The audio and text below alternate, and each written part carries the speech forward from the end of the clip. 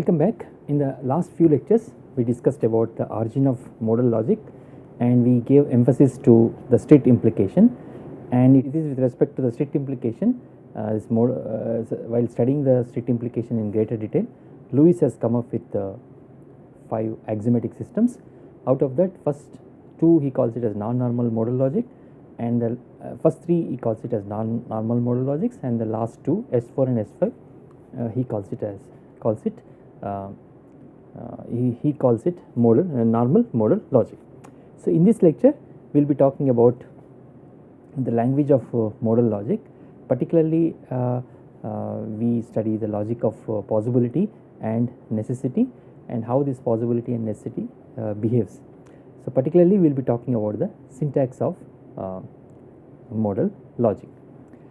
So first of all, what exactly we mean by modality? Modality is considered to be any word or phrase that can be applied to a given statement X to create any other statement. So that makes an assertion about the modes of the truth, different modes in which a sentence can be true. So that means you are talking about different possibilities. For example, if you say X dash happy, for example, if you write like this, X is happy. Suppose if you write like this is a sentence. Now depending upon what you put, what you fill the blank here, we have different modes of truth. For example, X is believed to be happy, or X is known to be happy. Actually it should be like this: X is known to be happy, X is believed to be happy, X is actually happy, or X is thinking that he is happy, or X ought to be happy, all these things. Or X is eventually true, X is eventually happy after executing some kind of actions, it turned out to be the case that he is happy. So these sentences are about different modes of truth. The same sentence can be true in different ways. The logics that we are going to cover is the first one, that is elliptic modal logic. Elliptic modal logic, the word elliptic talks about something to do with the truth. So elliptic modal logic is dealing with statements such as it is necessary that P and it is possible that P. And there are various other kinds of operators which act like necessity of P and possibility of P. For instance, I know that P, I believe that P. So when it involves knowledge, it is called as epistemic logics, and if it involves belief, it is called doxastic logics. And there are other kinds of modal logics, and each modal operator comes in some kind of pairs, like possibility, necessity. It's like in the case of deontic modal logic, it comes in 2 pairs. It is forbidden that P, and it is permissible that P, and it ought to be the case that P is the case. Whereas in the case of temporal modal logic, we can say that it is always true that P, it is sometimes true that P, that means it's true in the past, or maybe it is true in the future, or something which is always considered to be true, which acts like a necessity operator. So this is the reason why we have just made a beginning, and using this beginning we can understand various other kinds of modal logic a little bit later. So understanding elliptic modal logic is considered to be most important to study all these logics: deontic, temporal, ethical modal logics, etc. What is necessity and possibility?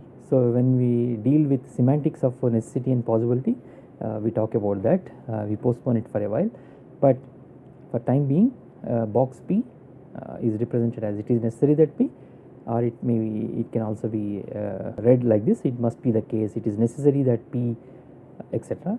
And possibility of P is it is possible that P and possible that P, etc. It could be, might be, can be, all these things can be translated appropriately into possibility of P.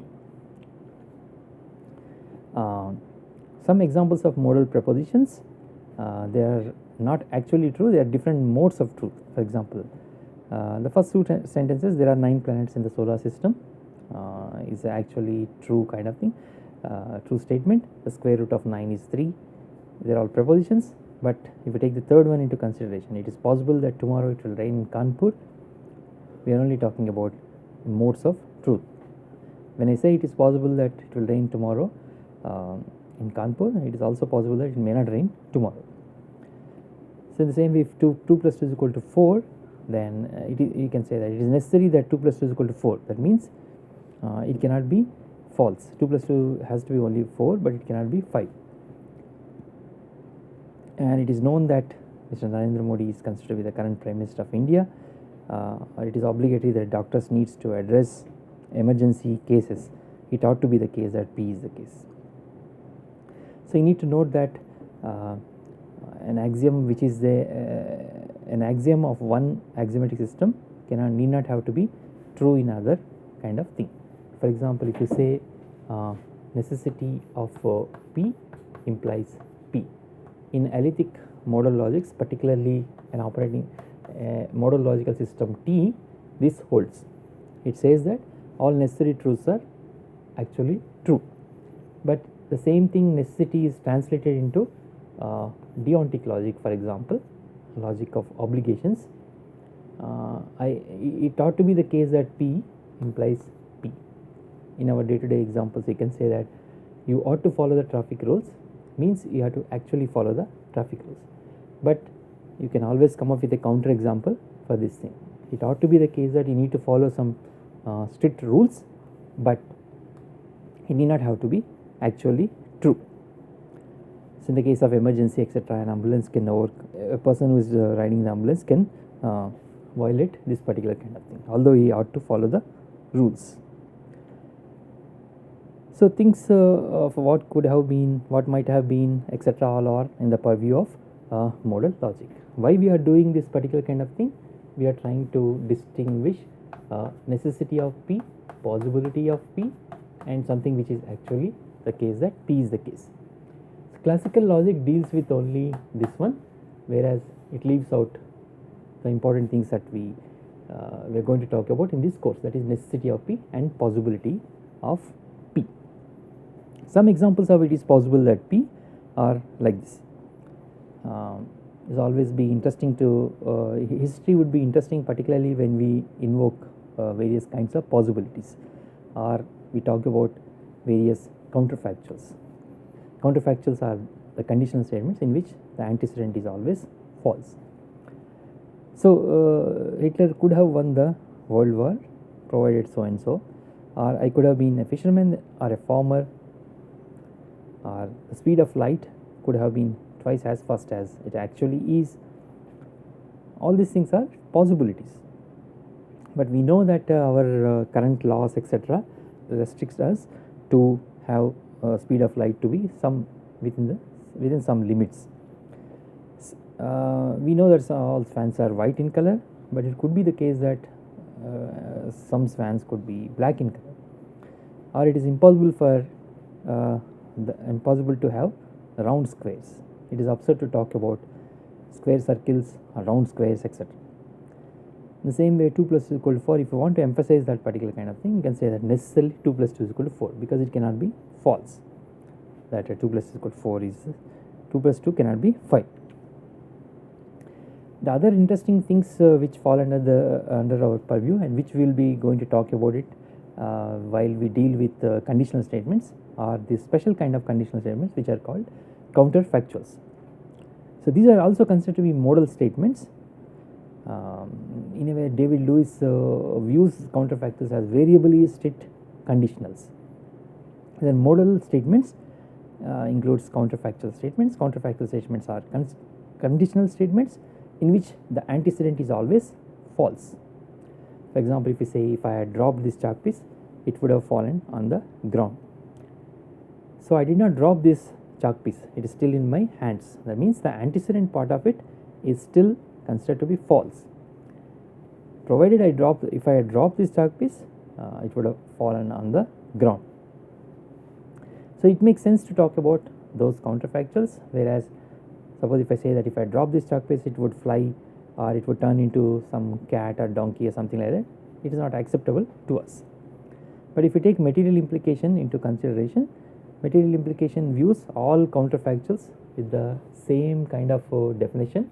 So that is P implies Q. By definition it is same as not P or Q, and it is same as it is not the case that P is true and Q is false. If you take this definition into consideration in the case of counterfactuals, this is a truth table of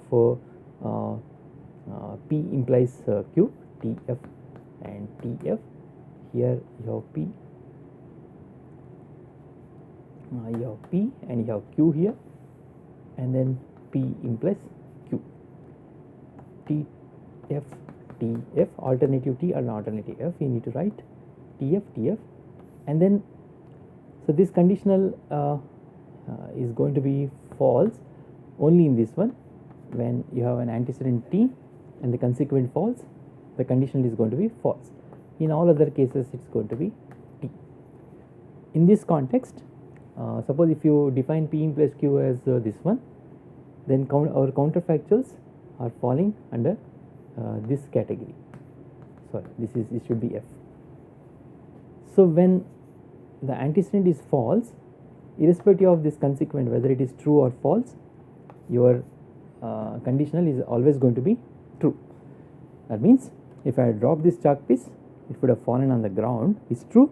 If I drop this chalk piece, it would fly, will also going to be true. Now we need to distinguish between these two statements. When the counterfactuals are true, when the counterfactuals are false, we need to have appropriate interpretation or the meaning of these conditional, special kind of conditional statements.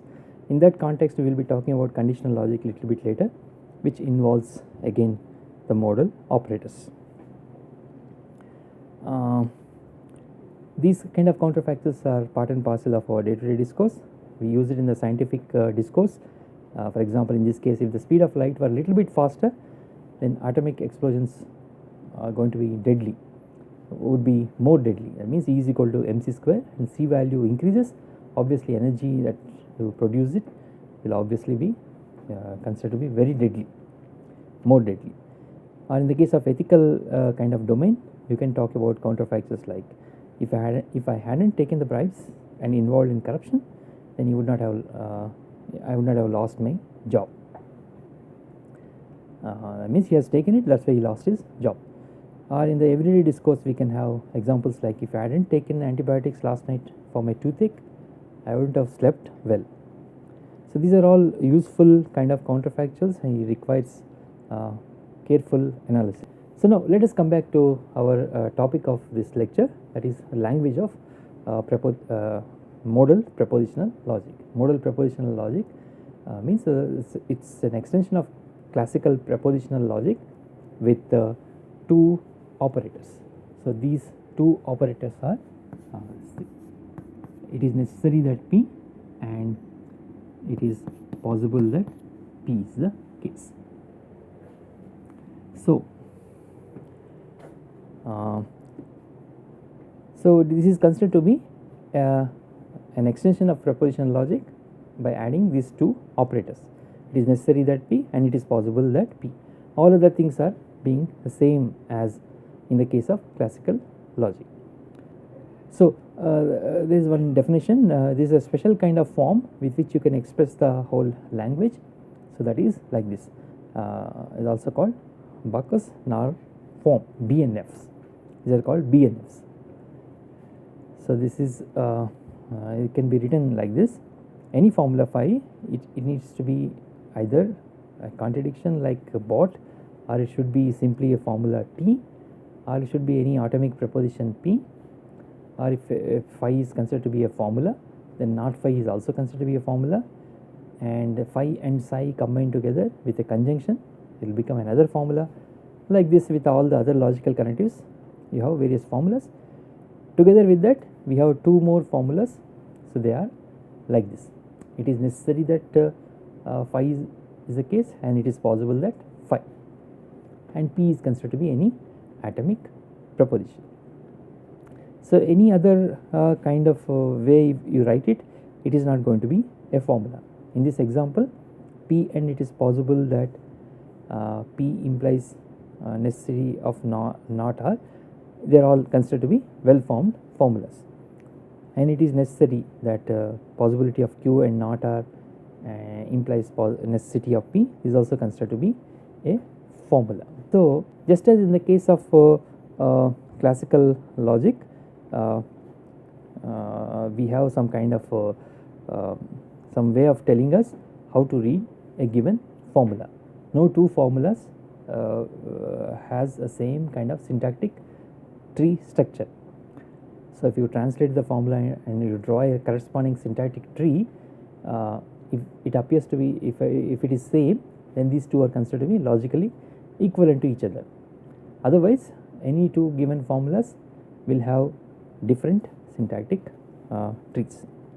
So, to begin with, our logic, the language of classical propositional modal logic has all the tautologies that are already there in the case of classical logic. For instance, P and Q plus P and Q, you will arrive at Q, and all this. There are several things, law of adjunction, law of syllogism, etc.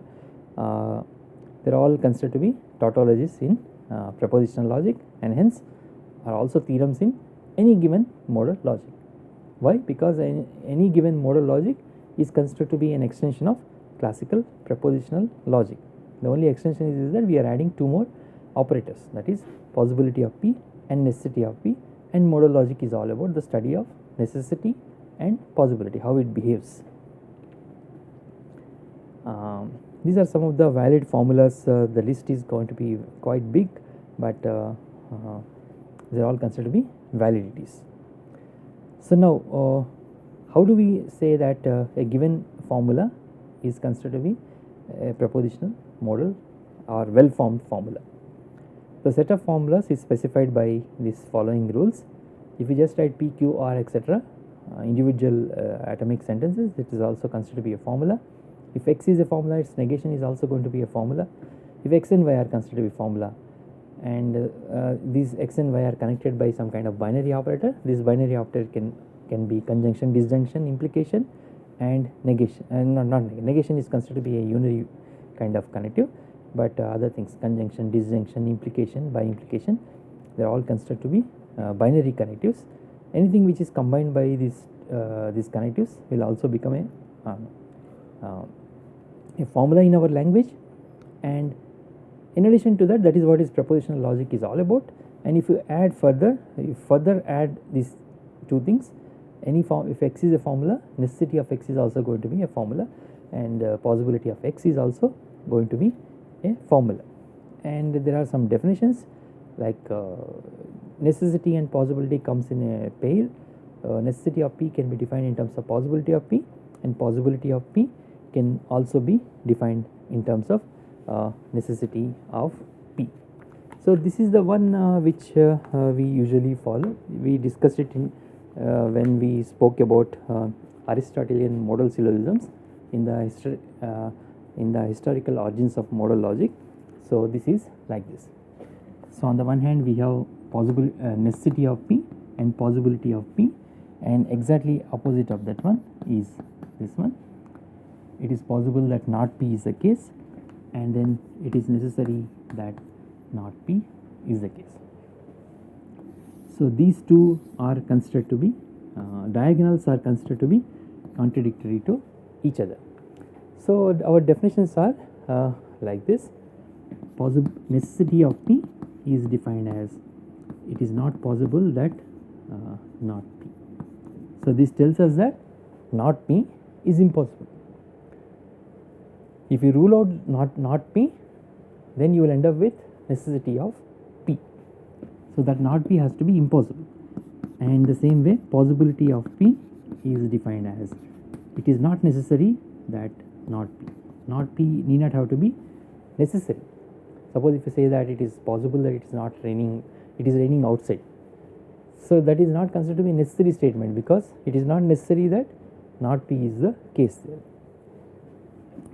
And then negation of possibility of P. So, in these cases you have to push this negation inside and it will become not P, and negation of possibility of P, by definition it is same as necessity of not P. Here this negation goes inside negation of possibility will become necessity operator. These are some of the things which will be of some use particularly when we deal with some of the when we deal with semantic tableaux method little bit later. There is one principle which we will be using it, that is what is called as principle of duality. So, the dual of the formula, usually we write it as not of f, but here we are writing it as f star. So, that is obtained from f by applying repetitively the following rules. The rules are like this: if a formula contains only negation, conjunction, disjunction and possibility as and symbols p, q, r's etc., then its dual can be obtained by replacing each propositional variable with its negation. Suppose if p occurs in a given formula, you replace that one with the not p, and interchanging all occurrences of if there is a conjunction, you write it as disjunction, and if there is a possibility, and you replace it with necessity. And these are the set of some set of rules that we will be following, and using that you can translate a given sentence which occurs in for example in the case suppose if a formula is like this p and q.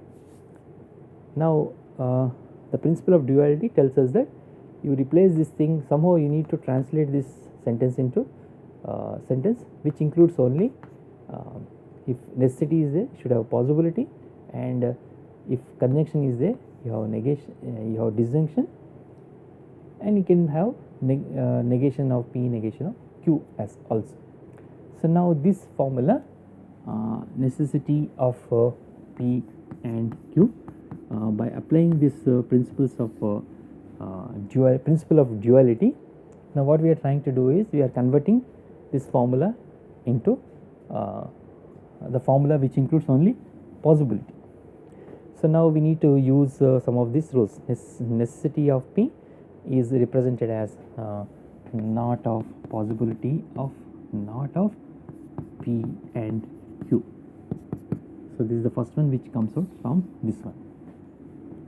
So, now this is same as not of p and q is not p or not q. So, now you have a formula which is considered to be a dual of this one. So, that is it includes possibility rather than necessity, and then instead of p we have not p. So, in our notation p star means is same as not p. So, now this is a simple example, but you can transform any given formula into its corresponding dual kind of formula. So, the one which includes negation, conjunction or possibility etc. So, they can be appropriately transformed into its corresponding dual by replacing these things, conjunction with disjunction, and you translate the symbols p to not p etc. So, these are some of the rules that we follow.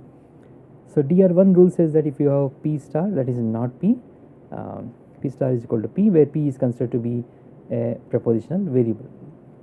It is same as p1. Not of f star is equivalent to f star and f and g star. So, that is f star or g star etc. So, DR7 tells us that it is necessary that f star is equivalent to. So, now you see here necessity is transformed to possibility, and f, the individual atomic letter f, appears with a star, and possibility of f is translated into necessity of f by using DR8 formula. So, these are some of the examples of this thing, some of the examples that you can take into consideration with respect to the well formed formulas. It is necessary that possibility of p is a well formed formula, or if you say that q implies, it is necessary that possible that p implies q. Here you have individual atomic prepositions q as well as both modal operators are there in the second sentence.